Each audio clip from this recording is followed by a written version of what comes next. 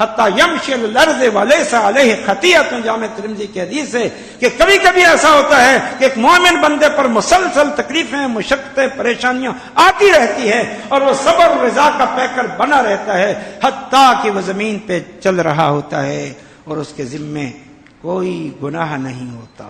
اس صبر و رضا اور قناعت کی وجہ سے اللہ اس کو گناہوں سے پاک کرتا رہتا ہے۔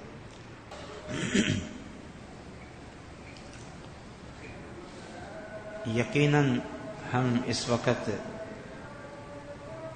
پرفتن، پر مشقت دور سے گزر رہے ہیں، اور جوں جوں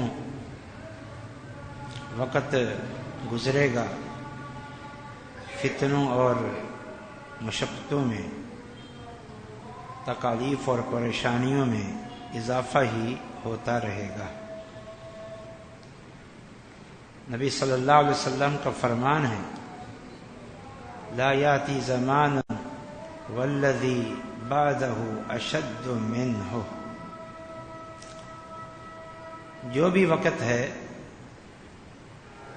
وہ کتنا ہی پر مشقت ہے، اس کے بعد میں آنے والا وقت اس پہلے وقت سے زیادہ پر مشقت اور پر تکلیف ہوگا۔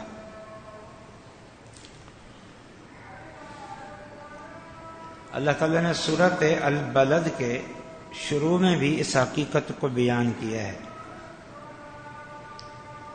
چند قسمیں کھا کر اللہ تعالیٰ نے فرمایا، لَقَدْ خَلَقْنَا الْإِنسَانَ فِي كَبَدٍ، یقیناً ہم نے انسان کو مشقت میں پیدا کیا ہے۔ اس کی بہت ساری تفسیریں کی گئی ہیں، سب سے معتبر تفسیر یہ ہے کہ انسان کی زندگی پر مشقت ہے اور تکلیفوں سے بھری ہوئی ہے۔ وہ تکلیفیں دنیا کمانے کی بھی ہیں، وہ تکلیفیں معاشرے میں لوگوں کی طرف سے آنے والی بھی ہیں، وہ تکلیفیں آخرت کی تیاری کی بھی ہیں۔ یہ زندگی کا سفر کٹھن ہے اور مشقت ہے، تکلیفوں سے بھرا ہوا ہے۔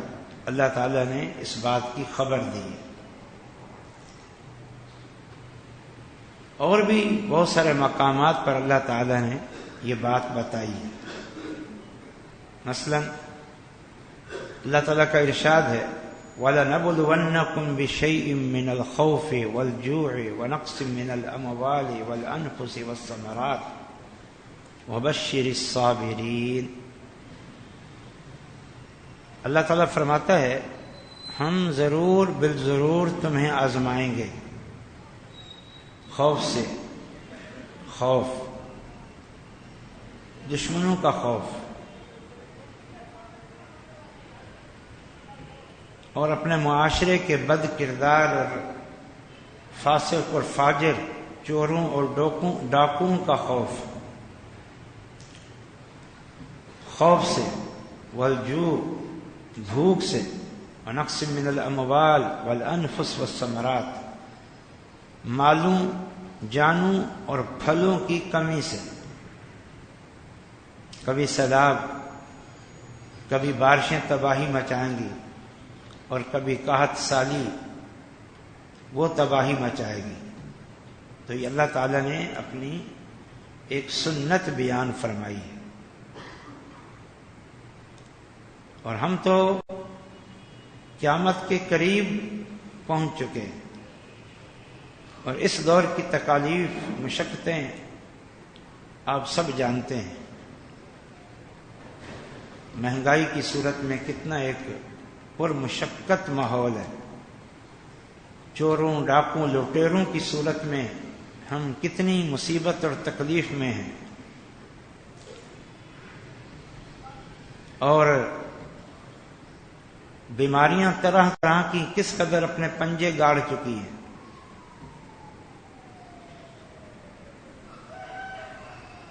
یہ ایک حقیقت ہے جو ہمارے سامنے ہے۔ ہر شخص پریشان، ہر شخص مشکل میں ہے، لیکن اللہ رسول نے اس کی خبر دی ہے۔ انفرادی طور پر ہو سکتا ہے کہ کوئی شخص کسی مشقت اور تکلیف سے بچا ہوا ہو، لیکن عمومی طور پر تقریباً ہر شخص ان مشکلات کا شکار ہے۔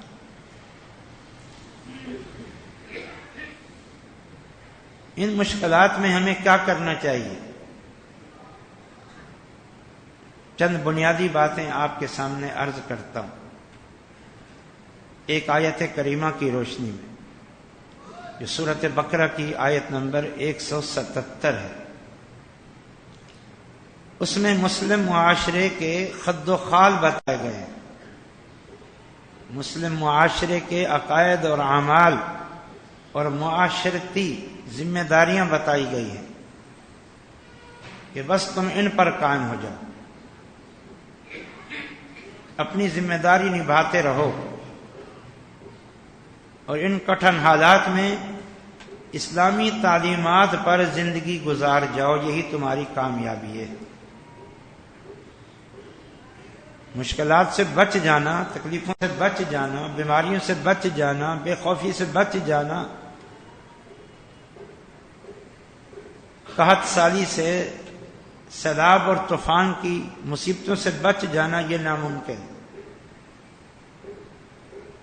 کوئی نہ کوئی انسان کسی حد تک ان تکلیفوں سے کچھ بچاؤ کر پاتا ہے، لیکن عمومی طور پر ہر شخص متاثر۔ تو بجائے اس کے کہ ہم ان تکلیفوں کا رونا روتے رہیں یا نعوذ باللہ اللہ کا شکوہ کرتے رہیں، یہ ایک دوسرے کو کوستے رہیں، محض ہمیں چاہیے کہ ہم ان تعلیمات پر عمل کر کے اپنی آخرت کو سنواریں۔ اصل چیز اپنی آخرت کو سنوارنا ہے، جنت کو پانا ہے، جہنم سے اپنے آپ کو بچانا ہے۔ جنت کا راستہ بڑا کٹھن ہے، یاد رکھو۔ ایک بڑی عظیم حدیث ہے، اللہ تعالیٰ نے جب جنت کو پیدا فرمایا تو جبریل امین کو بھیجا، جنت کو دیکھ کر آؤ اور جنت پر اپنے تاثرات بتاؤ۔ جبریل امین جنت دیکھ کر آئے، کہا یا اللہ تو نے ایسی جنت بنائی ہے اتنا عظیم نعمتوں سے بھری ہوئی کہ جو کوئی اس جنت کے متعلق سنے گا اور جانے گا وہ ہر قیمت پر اسے حاصل کر کے رہے گا۔ اللہ تعالیٰ نے پھر جنت کو مکارہ سے گھیر دیا، تکلیفوں سے گھیر دیا، مشقتوں سے گھیر دیا۔ دوسرے لفظوں میں یہ کہیں کہ جنت کے آس پاس کے راستوں کو کانٹوں سے بھر دیا، اور جبریل امین سے کہا کہ اب جاؤ، جا کر دیکھ کے آؤ اور بتاؤ۔ جبریل امین گئے، اب جنت کو جو دیکھا وہ تو مکارہ میں گھری ہوئی ہے، بڑا مشکل راستہ ہے وہاں تک پہنچنے کا، کٹھن راستہ ہے، کانٹے ہیں، جھاڑیاں ہیں، کھائیاں ہیں، اور خطر راستہ ہے۔ آئے، اللہ تعالی نے پوچھا اب بتاؤ، کہا اے اللہ لگتا ہے کہ کوئی جنت میں جا نہیں سکے گا، اتنا کٹھن راستہ ہے، اتنا پرمشقت راستہ ہے کہ لگتا ہے کوئی جنت میں پہنچ نہیں سکے گا۔ پہلے کیا کہا تھا کہ جنت ایسی جگہ ہے کہ ہر شخص اسے ہر قیمت پہ پا کے رہے جو اس کے بارے میں سنے۔ اب کیا کہا؟ لگتا ہے کوئی جنت میں جا نہیں سکے۔ پھر اللہ تعالیٰ نے جہنم بنائی، پھر جبریل امین کو بھیجا، جبریل امین جہنم دیکھ کر آئے۔ اللہ تعالیٰ نے پوچھا بتاؤ کیا تاثرات ہیں، کیا تبصرہ ہے؟ یا اللہ اتنی بری جگہ، اتنی تکلیفوں کی جگہ، اتنے سخت عذاب، جو اس کے بارے میں سنے گا جانے گا وہ ہر قیمت پہ اپنے آپ کو اس سے بچا کے آئے، چاہے کچھ کرنا پڑے، وہ جہنم سے اپنے آپ کو بچائے گا، کچھ بھی کرنا پڑے۔ اللہ تعالیٰ نے پھر جہنم کو شہوات سے گھیر دیا، لفظی معنی خواہشات، خواہشات سے گھیر دیا، آسانیوں سے گھیر دیا، بڑا آسان راستہ بنا دیا، کوئی مشکل نہیں، کوئی پریشانی نہیں، بلکہ انتہائی مزے مزے کا راستہ۔ انسان کا دل خود بخود اس طرف جانے کو کرے۔ اللہ تعالیٰ نے کہا اب دیکھ کے آؤ جہنم کو۔ وہ اب جا کے جو دیکھا، جہنم خواہشات سے گھری ہوئی ہے، بڑے مزے کا راستہ ہے، خواہشات ہی خواہشات کی تکمیل ہے، انسان بھاگتا چلا جائے، کھنچتا چلا جائے، دیوانہ وار چلا جائے۔ جب دیکھ کے آئے اللہ تعالی نے پوچھا اب بتاؤ، کہا اللہ لگتا ہے کہ کوئی جہنم سے بچ نہیں سکے گا، بچ نہیں سکے گا، پر خطر راستہ ہے۔ یہ تکلیفیں اللہ کے رسول پر بھی آئیں کہ اللہ کے رسول کے گھر میں 2 مہینے تک کھانا نہیں پکا کرتا تھا، چولہے نہیں جلتے تھے 2 مہینوں تک۔ آپ نے اپنے پیٹ پہ پتھر نہیں باندھا، آپ کے اپنے پیارے نہیں مرے، آپ خود زخمی نہیں ہوئے۔ آپ صلی اللہ علیہ وسلم کو کتنی بار بخار آیا، شدید بخار، عام لوگوں سے بڑھ کر بخار آتا تھا، آپ پر پتھر نہیں برسائے گئے۔ صحابہ کرام ہجرتوں پہ مجبور نہیں ہوئے، ان کے گھر میں فقر و فاقے نہیں تھے، مارے نہیں کھائیں انہوں نے، تکلیفیں نہیں اٹھائیں، جنگیں کیا نہیں لڑیں، ہر وقت ہلاکت کا، موت کا خوف اور خطرہ کیا ان کو نہیں رہا؟ کون سا انہوں نے چین کا پل ان کو نصیب ہوا؟ اسی طرح اس کے بعد جو حکومتیں آئیں، ان کے کیا ظلم و ستم ہوتے تھے، اور یہ ساری ایک تاریخ ہے۔ علماء کی تکالیف الگ تھیں، عام لوگوں کی تکالیف الگ تھیں، حکومتیں اپنی مخالفین کو کیسے دباتے تھیں۔ تو یہ پوری زندگی ان تکلیفوں کی زندگی، اسی میں رہ کر اسلامی تعلیمات کو جاننا ہے، سیکھنا ہے، اور پوری استقامت کے ساتھ اس پر عمل کرنا ہے۔ اسی لیے تو کہا ان الذین قالوا ربنا اللہ ثم استقاموا، جو لوگ کہتے ہیں ہمارا رب اللہ ہے، اللہ کو رب مان لیا، پھر اس کے دین کو مان لیا، اس کے رسول کو مان لیا، پھر استقامت اختیار کر لی۔ کب تک؟ موت تک۔ پھر جب موت کا وقت آئے گا، اب آزمائش ختم ہوئی، اب آسمان سے فرشتے اترتے ہیں، تتنزل علیہم الملائکہ، اور آ کر ابھی روح نکلی نہیں ہوتی، لیکن نکلنے کا وقت آ چکا ہوتا ہے، تو تب آ کر وہ خوشخبری سناتے ہیں، اللہ تخافوا ولا تحزنوا۔ اب خوف کے سارے بادل چھٹ گئے، اور اب اللہ آپ کو ایسا اطمینان، سکون، راحت دے گا، ایسی زندگی دے گا کہ ماضی کے غموں کو، دکھوں کو بھول جاؤ گے۔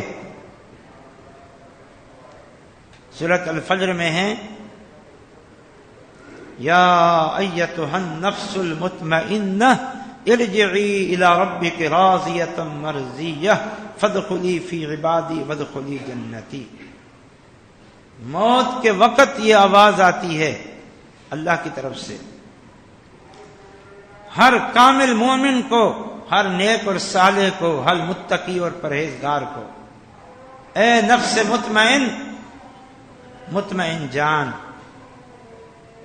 جو دین پر راضی اور خوش تھا اور دین پر عمل پیرا تھا، اور اپنے رب پر ہر حالات میں راضی اور خوش تھا اور اس کی تعریف کرتا تھا۔ یہ نفس مطمئن، ارجعی الی ربک، اب اپنے رب کی طرف جا،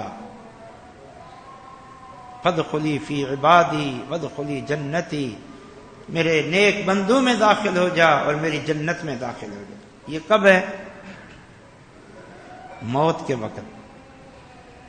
اس سے قبل مشکلات ہی مشکلات، تکالیف ہی تکالیف۔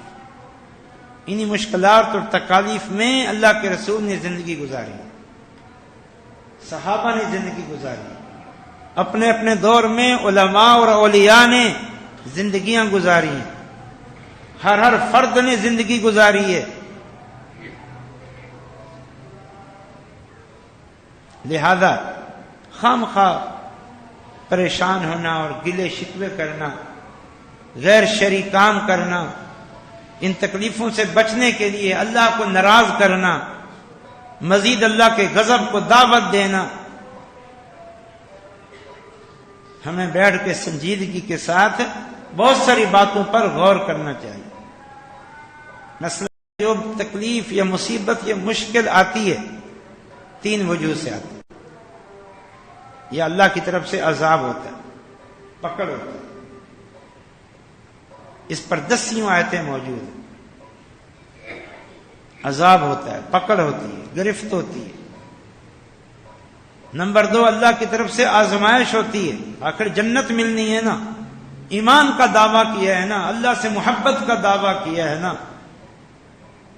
یہ دعویٰ ہے نا، تو پھر آزمائش تو ہوگی کہ اس دعوے میں کس حد تک سچے ہو۔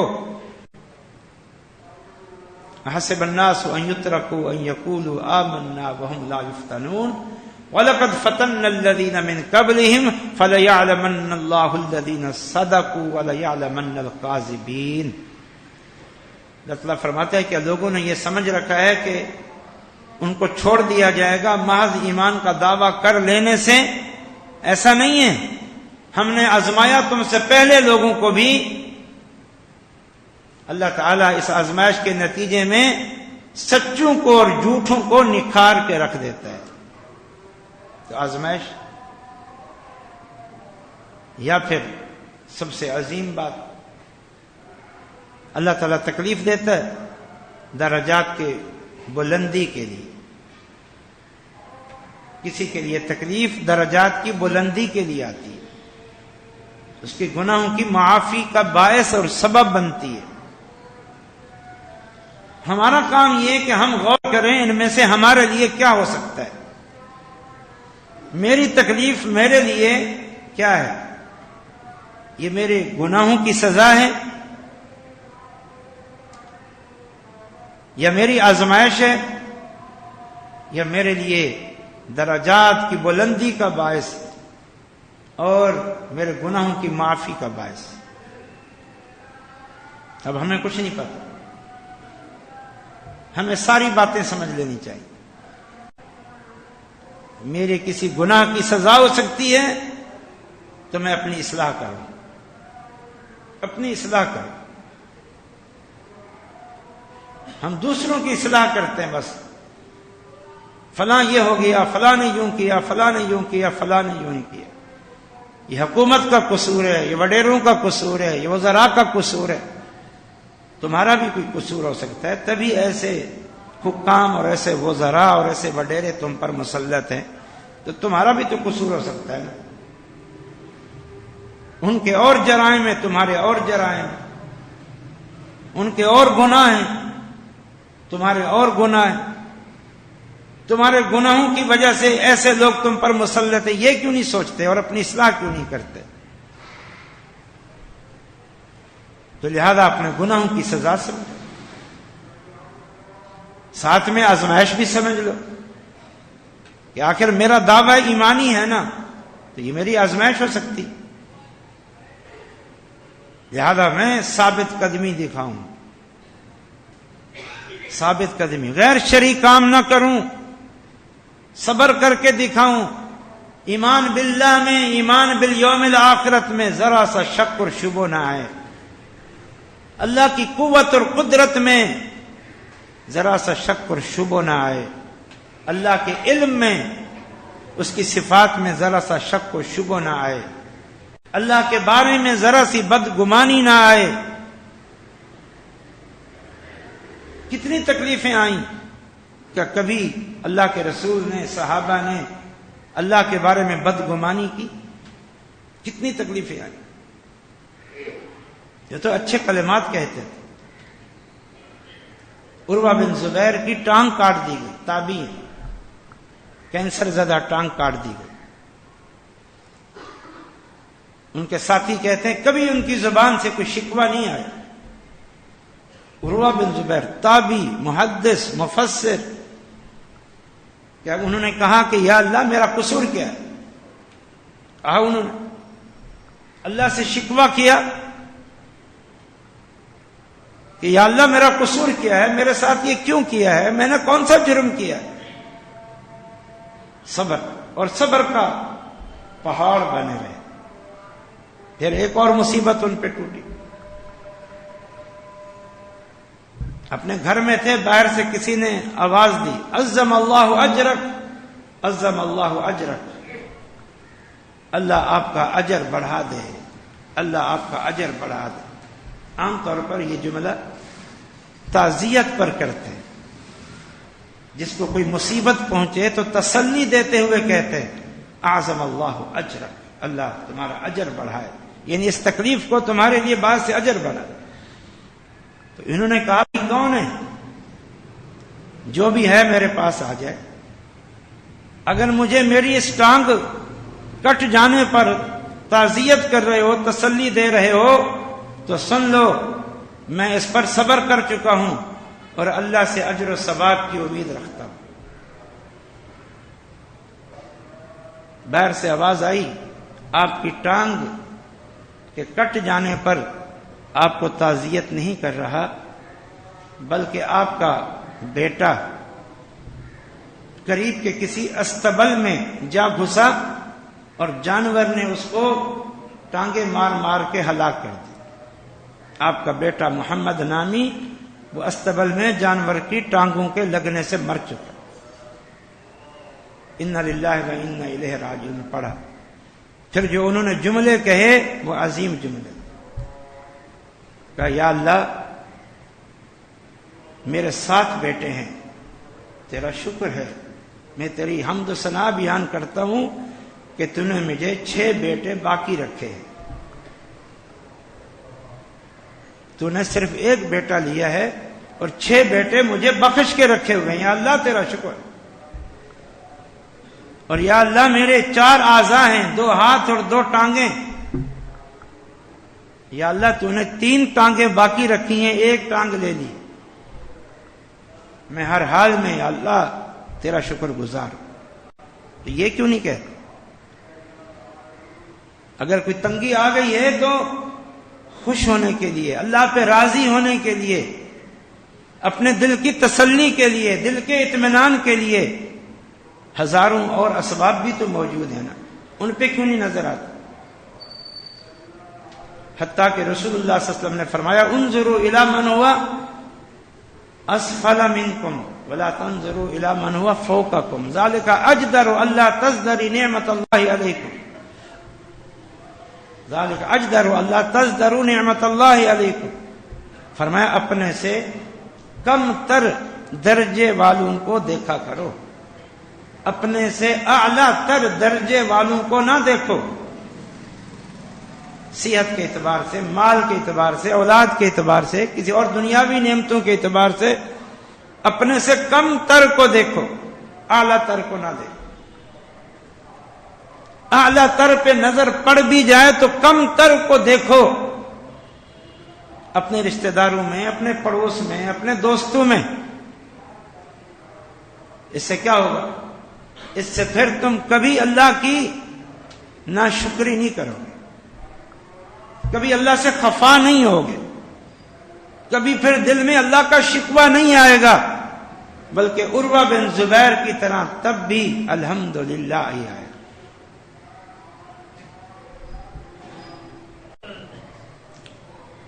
اسی عروہ بن زبیر سے متعلق ایک چھوٹا سا واقعہ.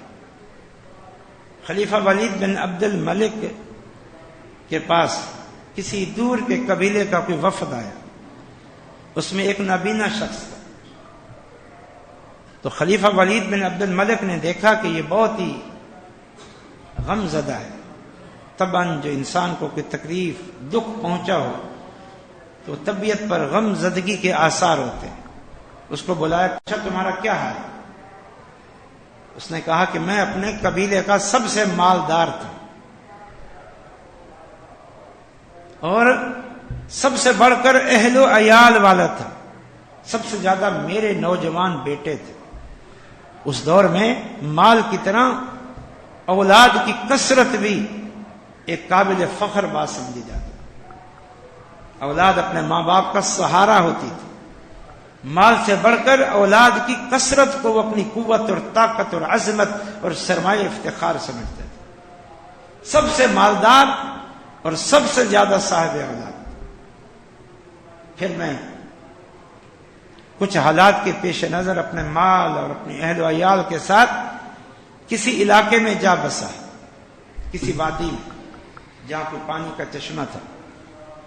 تو پھر وہاں زوردار سیلاب آیا. ایسا سیلاب اور ساتھ میں جو آندھی طوفان ہوتا ہے سب کچھ برباد ہو, سب کچھ بہہ گیا. میرے جو اس دور میں مال جانوروں کی صورت میں زیادہ ہوتا تھا. جانور جمع پونجی بھی ہوتی تھی, جمع پونجی بہہ گئی. بھیڑ بکریاں اونٹ سارے بہہ گئے. جب کچھ حالات درست ہوئے تو میں نے دیکھا کہ میرے کل مال و اسباب و اولاد میں سے ایک چھوٹا سا بچہ بچا ہوا ہے اور ایک اونٹ تھا جسے میں دیکھ رہا تھا وہ بھی بھاگے جا رہا تھا. اب میں نے کہا چلو بچہ تو یہاں بیٹھا ہے, اس کو چھوڑ کے جاؤں, اونٹ کو تو پکڑوں. اونٹ کو پکڑنے گیا, بھی اونٹ کے قریب تھا, پیچھے سے بچے کے رونے کی چیخنے کی آواز آئی. تو میں نے بڑا کریہ منظر دیکھا کہ بھیڑیے نے میرے بیٹے کو دبوچ لیا ہے, گویا یہ کہ اس نے اس کے سر اور منہ کو دبوچا ہوا. میں سمجھ گیا کہ اب میرے بچے کے بچنے کی کوئی امید نہیں, میرے وہاں جاتے تک ختم ہو جائے. میں نے کہا یہ تو گیا, اونٹ کو تو بچاؤں. اونٹ کے پیچھے دوڑا, اس کے قریب گیا. اس نے مجھے ایسی ٹانگ ماری پیچھے سے کہ میرا سارا کا سارا چہرہ بگڑ گیا اور وہیں سے میری آنکھیں ضائع ہو گئیں. اب میں سال کو پہنچا ہوا. ولید بن عبد الملک نے اپنے کسی خاص بندے کو کہا اور کہا کہ اس بندے کو عروہ بن زبیر کے پاس لے جاؤ اور اسے بتاؤ کہ تجھ سے بھی زیادہ مصیبت میں پڑے ہوئے لوگ دنیا میں موجود ہیں. تیری تو صرف ایک ٹانگ چلی گئی ہے.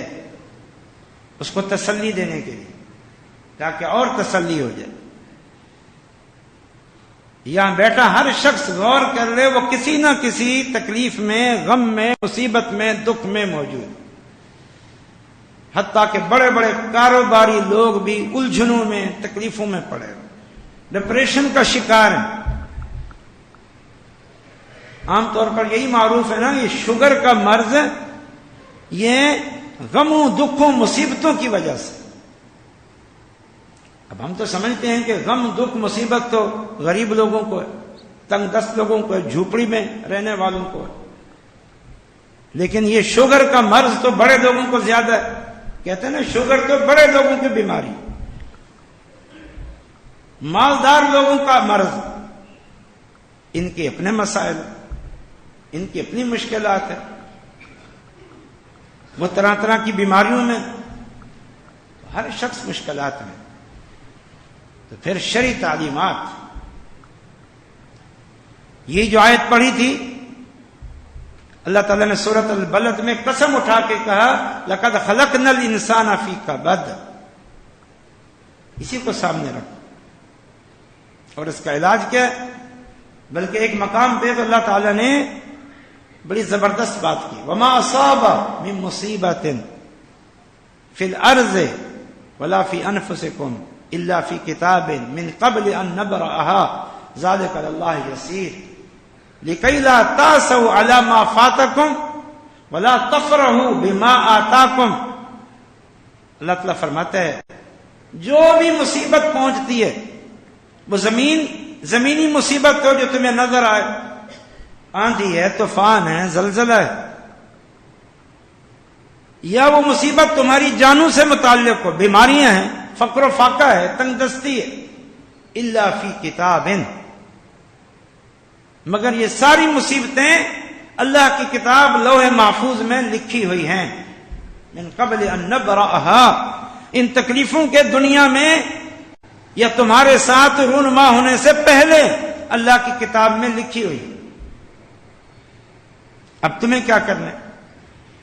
اللہ فرماتے ہیں یہ ہم تمہیں اس لیے بتا رہے ہیں، یہ میں دکھوں کا ایک عظیم ترین علاج آپ کو بتا رہا ہوں، سوچنے کا انداز بتا رہا ہوں.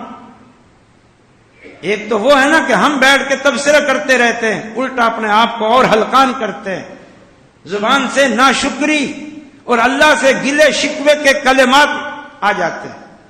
اور ایک یہ اللہ انداز بتا رہا ہے کہ ہم یہ تمہیں کیوں بتا رہے ہیں کہ زمین پہ ہر مصیبت اور تمہارے نفسوں سے جڑی ہوئی ہر مصیبت اللہ کی کتاب میں لکھی ہوئی، جسے ہم تقدیر کہتے ہیں.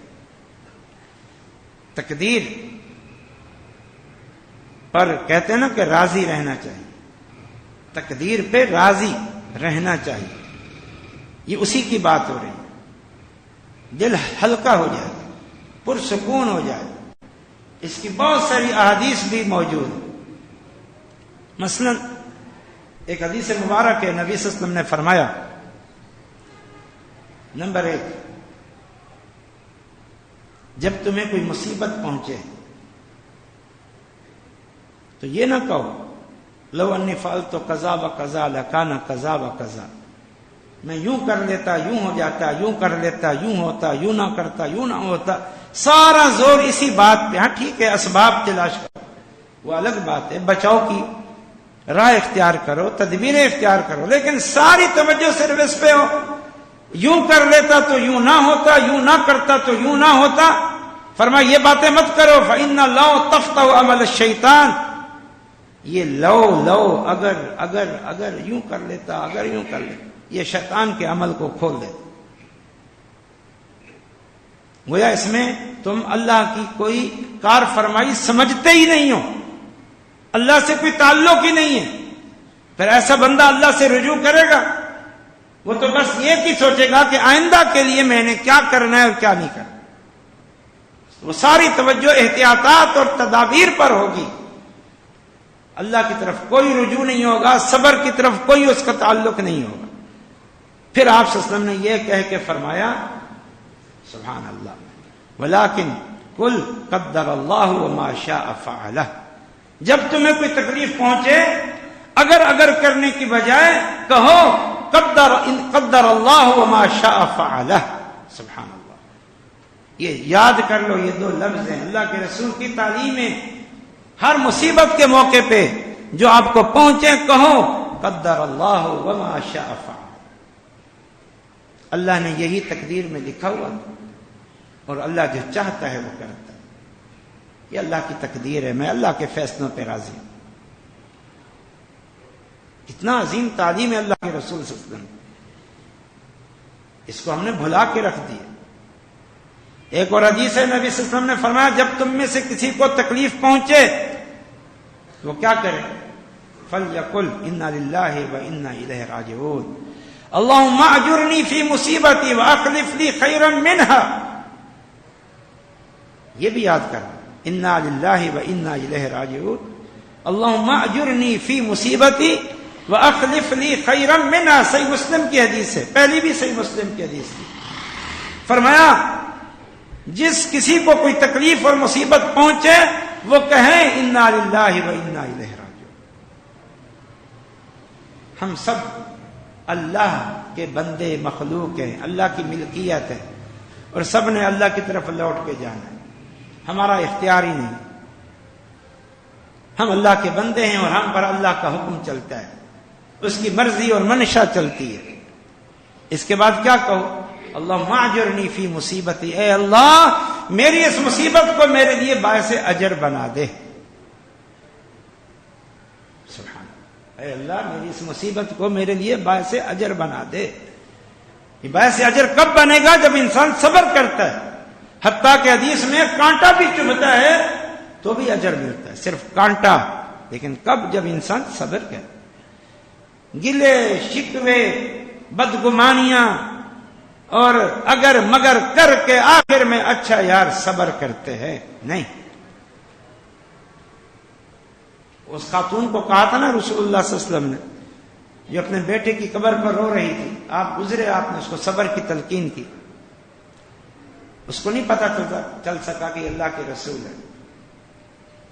اس نے بے خیالی سے کہہ دیا کہ آپ کا بیٹا ہوتا تو میں دیکھتی نا. کہنا بہت آسان ہے، صبر کر. اللہ کے رسول مزید نہیں روکے کہ اس وقت یہ غم کی شدت سے نڈھال ہے. گویا یہ اس وقت کچھ نصیحت قبول کرنے کی حالت میں نہیں ہے. اب پیچھے صحابہ نے یہ سب کچھ دیکھ لیا، ان کو پریشانی لاحق ہو گئی کہ اس نے گستاخانہ جملہ کہا. اس خاتون کو کہا اللہ کی بندی تمہیں پتہ ہے یہ کون تھے؟ کہا نہیں. کہا یہ اللہ کے رسول تھے صلی اللہ علیہ وسلم، تمہیں نصیحت کر رہے، تم نے یہ عجیب سا جواب دے دیا. پھر سارا غم بھول گئی، سارا غم بھول گئی کہ یہ میری زبان سے اللہ کے رسول صلی اللہ علیہ وسلم کے ساتھ کیا مکالمہ نکلا ہے، گستاخی کا، بے ادبی کا. سب غم بھول گئی. پھر فوراً دوڑی گئی اللہ کے رسول صلی اللہ علیہ وسلم کے پاس، معذرت کی اور ساتھ میں کہا کہ میں صبر کرتی. آپ صلی اللہ علیہ وسلم نے ایک تاریخی جملہ کہا، فرمایا الصبر عند الصدمۃ الاولی، صبر تو صدمہ پہنچنے کے پہلے مرحلے پر ہوتا ہے. رو دھو کے گلے شکوے کر کے دسیوں کو گالیاں دے کے آخر جب جزا فضا سے کچھ بھی نہیں بنا، اور بنتا بھی کچھ نہیں ہے، بنتا بھی کچھ نہیں ہے سوائے پانی میں چمچ ہلانے کے، کچھ بھی حاصل نہیں ہوتا. دسیوں گھنٹوں بیٹھے رہو اور گلے شکوے کرتے رہو، کچھ حاصل ہوتا ہے؟ یہ کہہ دو انا للہ و انا الیہ راجعون، انا للہ و انا الیہ راجعون. اللہم اجرنی فی مصیبتی واخلف لی خیرا منہا، اے اللہ میری اس مصیبت کو میرے لیے باعث اجر بنا دے. واخلف لی خیرا منہا، کتنا عظیم بات ہے یہ، توجہ سے سنو. واخلف لی خیرا منہا، یا اللہ مجھے اس مصیبت کا نعم البدل عطا فرما، اس کا مداوع کر دے، اس کی جگہ مجھے آسانیاں عطا فرما. یہ کرنے کا کام ہے، صبر کرو اور اللہ سے مانگو. حدیث میں جو بندہ جس مصیبت کے موقع پہ یہ کلمے کہے گا انا للہ و انا الیہ راجعون اللہم اجرنی فی مصیبتی ھذا واخلف لی خیرا منہا، یہ کہے گا، اللہ ضرور بالضرور اس کو نعم البدل عطا فرمائے. سیدہ ام سلمہ کے شوہر ابو سلمہ فوت ہو گئے. ان کو یہ حدیث یاد آ گئی کہ مصیبت کے موقع پہ یہ دعا پڑھیں. دعا پڑھنے لگی تو کہتی ہیں میں رک گئی کہ واخلف لی خیرا منہا، کہ نعم البدل عطا فرما. یہ عظیم الشان میرا محبت کرنے والا، خیال کرنے والا میرا یہ شوہر، ایسا شوہر تو شاید کسی کا نہیں ہوگا. اس سے اچھا شوہر کون ہو سکتا ہے کہ میں یہ دعا کروں واخلف لی خیرا منہا، یا اللہ مجھے اس کا نعم البدل عطا فرما. یہ نعمت چھن گئی ہے، اس سے اچھی نعمت دے دے، اس سے اچھا کون ہو سکتا ہے. پھر کہتی ہیں کہ میرے دل میں خیال آیا اللہ کے رسول کی تعلیم ہے، آپ کی سکھائی ہوئی دعا ہے، میں یہ دعا کر لوں. دعا کر لی. تھوڑے ہی دن گزرے تھے، اللہ کے رسول صلی اللہ علیہ وسلم نے اپنے لیے نکاح کا پیغام ام سلمہ کی طرف بھیجوا دیا، ان کی دل جوئی کے لیے. تو سیدہ ام سلمہ کہتی ہیں تب مجھے اللہ کے رسول صلی اللہ علیہ وسلم کی اس دعا کی حقیقت معلوم ہوئی کہ اللہ کے رسول نے سچ کہا ہے. اللہ نے مجھے میرے شوہر ابو سلمہ سے 1000 کروڑ ہاتھ درجے بہتر شوہر عطا فرما دیا. یقین کی کمی ہے ہم لوگوں کے اندر، یقین کی کمی. اگر یہی بات میں کہوں ان سارے مشکل حالات میں ایک چیز کو اپنا وتیرہ بنا لو اور وہ ہے الرضا بالقضاء، اللہ کے فیصلوں پر، اللہ کی تقدیر پر، اللہ کی مشیت پر راضی، صبر اور رضا، صبر اور رضا، اس کو وتیرہ بنا لو، سارے دکھ درد ٹل جائے۔ اللہ کے رسول صلی اللہ علیہ وسلم کی ایک دعا ہے، طویل دعا ہے، اس میں سے ایک جملہ یہ ہے وَأَسْأَلُكَ الرِّضَا بِالْقَضَاءِ، سنن نسائی کی حدیث، اے اللہ میں تجھ سے سوال کرتا ہوں کس چیز کا؟ اپنی قضاء و قدر پہ ہمیشہ راضی رہنے کا۔ سبحان اللہ، اے اللہ مجھے اپنی قضاء اور قدر پہ ہمیشہ راضی رکھنا۔ یہ اس کو ہتھیار کے طور پر لے جاؤ، تحفے کے طور پر لے جاؤ اس جملے کو کہ اللہ تعالیٰ کی قضاء پہ قدر پہ ہمیشہ راضی۔ ایمان بالقدر ہے کہ نہیں؟ ایمان بالقدر تو ایمان کے جو 6 ارکان ہیں ان میں سے ایک رکن ہے، ان تؤمن باللہ وملائکتہ وکتبہ ورسلہ وبالیوم الآخر وبالقدر خیرہ وشرہ، بخاری کی حدیث ہے۔ اللہ پر ایمان، اللہ کے رسولوں پر ایمان، اللہ کی کتابوں پر ایمان، یوم آخرت پر ایمان، ملائکہ پر ایمان اور تقدیر پر ایمان۔ جب یہ ایمان ہے کہ یہ جو کچھ ہوا ہے اللہ کی مشیت اور ارادے سے ہوا ہے، اللہ کے علم میں ہے یہ، تو پھر اس پہ راضی اور مطمئن ہو جائے۔ اللہ نے جس حال پہ رکھا ہے خوش ہے، ہر ایک کی آزمائش ہو رہی ہے۔ ہو سکتا ہے کہ آج جس تکلیف میں ایک غریب ہے اسے امیروں کا دکھ درد اور غم اور پریشانی دے دی جائے تو یہ سمجھے مجھے وہ غربت ہی صحیح تھی، مجھے وہ غربت ہی صحیح تھی۔ بہرحال تو قضاء اور قدر پر ایمان۔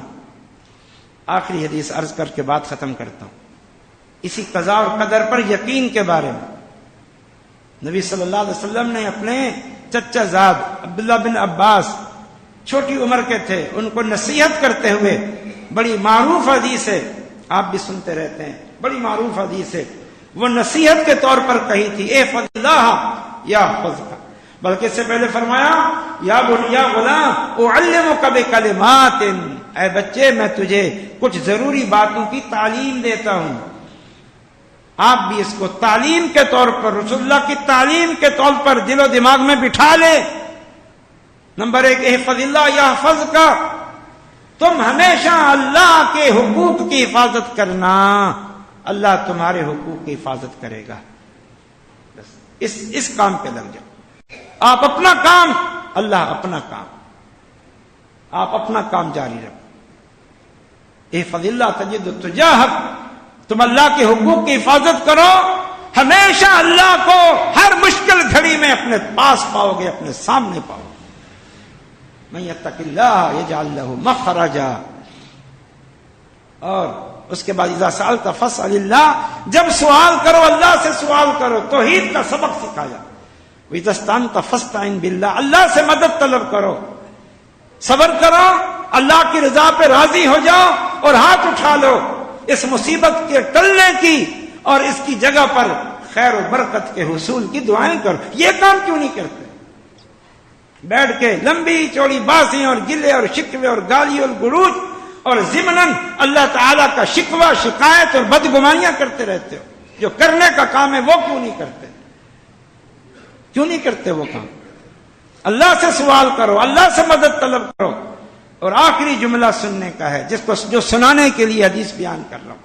وَعْلَمْ، اے بچے جان لو اس حقیقت کو، ان الامت لو اجتمعت على ان ينفعوك لم ينفعوك بشيء الا وقد كتبه الله عليك، اگر ساری امت جمع ہو جائے کہ تمہیں کچھ نفع پہنچائے تو ہرگز تمہیں نفع نہیں پہنچا سکتی مگر وہ اور اس قدر جو اور جس قدر اللہ نے تیرے حق میں لکھا ہوا ہے۔ وَاعْلَمْ لَوْ أَنَّ الْأُمَّةَ اجْتَمَعَتْ عَلَىٰ أَن يَضُرُّوكَ لَمْ يَضُرُّوكَ إِلَّا بِشَيْءٍ قَدْ كَتَبَهُ اللَّهُ عَلَيْكَ، اور یہ بھی جان لو اگر ساری امت جمع ہو جائے تمہیں کوئی نقصان پہنچانے کے لیے تو تمہیں ہرگز نقصان نہیں پہنچا سکتی مگر وہ اور اس قدر جتنا اور جس قدر اللہ نے لکھا۔ जफ़्फ़त अल-अक़लाम, कलम। हाँ, इससे पहले फरमाया कि ये सहीफे, लौहे कदर के सहीफे लपेट के रख दिए गए हैं, अब उनमें कोई रद्द-बदल नहीं हो सकता, किसी की रसाई नहीं है। और कलम तकदीर लिख के खुश्क हो चुकी है, अब वो कुछ और लिख ही नहीं सकती। ये पाकीज़ा फिक्र पैदा करो, जो एक शरई आदाब हैं, शरई उसूल ज़ाब्ते हैं, वो देखो कि शरीयत हमें क्या कहती है। सब्र करो, मेहनत करो, बचाव की शरई तदाबीर इख्तियार करो, सब्र और रजा, कनात, इसको इख्तियार करो, जो शरई तदाबीर हैं वो इख्तियार करो, और असल मकसद तो जन्नत का हुसूल है। असल तवज्जो इस पे दो। इन तकलीफों, गमों, दुखों को भी आजमाइश समझ के सब्र और रजा का इजहार करके अल्लाह को राजी करके अपने ईमान को बचाओ। इन तकलीफों पर सब्र और शुक्र करके अपने दर्जात बुलंद कराओ, और इन तकलीफों पर सब्र और शुक्र करके अपने अपना हत्ता यमशी अल अर्ज़ व लैसा अलैहि खतियतुन, जामे तिरमिज़ी की हदीस है कि कभी कभी ऐसा होता है कि एक मोमिन बंदे पर मुसलसल तकलीफें, मुशक्क़तें, परेशानियां आती रहती है, और वो सब्र और रज़ा का पैकर बना रहता है, हत्ता कि वो जमीन पे चल रहा होता है और उसके जिम्मे कोई गुनाह नहीं होता। इस सब्र और रज़ा और कनात की वजह से अल्लाह उसको गुनाहों से पाक करता रहता है।